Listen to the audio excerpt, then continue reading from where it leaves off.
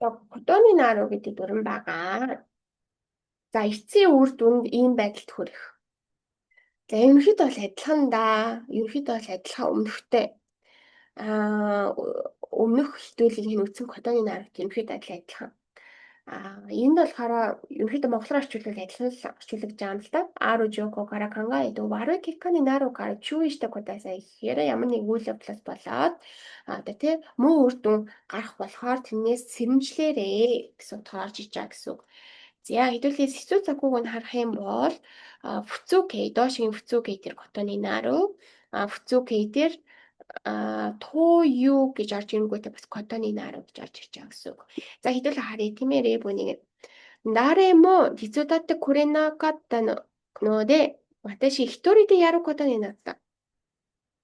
Буюу дарэмо дицудатте куренакатта ноде гэхээр хинж туслаагүй болохоор хинж надад тусалж өгөөгүй болохоор ваташи хиторий де яру кото ни натта гэхээр би ганцаараа хийхээр болсон. Өөртөө л адилхан маас тийм ээ. За,急にお金が必要になって旅行をキャンセルすることになった。で、急にお金が必要になってгэхээр гинэ төмөнг хэрэгтэй болоод旅行をキャンセルすることになったгэхээр ажил цуслагдахаар болсон. Cancel цуслагдахтай cancel хийгдэх гэсэн. За,途中で車が壊れて歩いて帰ることになった。гэхээр машин зам途中でгэхээр тийм машин замд явж байгаа тийм ээ. Курумага коварете гэхээр одоо машины нэвтрээд аруйте кайру котаны нантай буюу алхаад харихаар болсон гэж байгаа гэсэн. За, ару жоко кара кангаиде тоозен соонару. Тэ ямар нэгэн жокио ямар нэгэн тийм нөхцөл байдлаас бодоход тоозен соонару буюу одоо жам ёсороо тийм болно гэсэн. За, жишээ нь одоо 1964年、1964年に東京でオリンピックが開かっているので、東京で開催は今回が 2回目ということになる。буюу ару жокио буюу одоо нэг үйл явдлаас болоо тийм ээ. Тэгэхээр 1964 онд Токиод Олимп тий болсон юм байна тийм ээ. Нийс юм байна тийм ээ.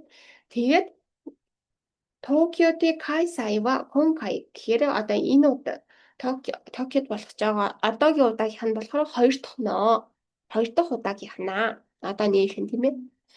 Тэгээ энэ ойлгомжтой байс. Өмнө нэг болж исэн одоо дахиад нэг болно ингээд энэ одоо болох ч байгаа болохоор 2 дахь нь буюу 2回目ということになるгэхээр одоо ойлгомжтой зүйлийг бас хэлэх нэ.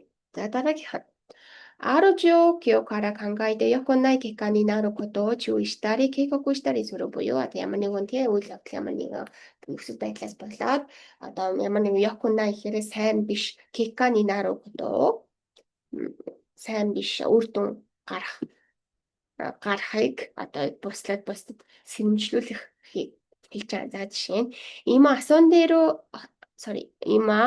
ばっかりいるとテストの前に後悔することになるよ。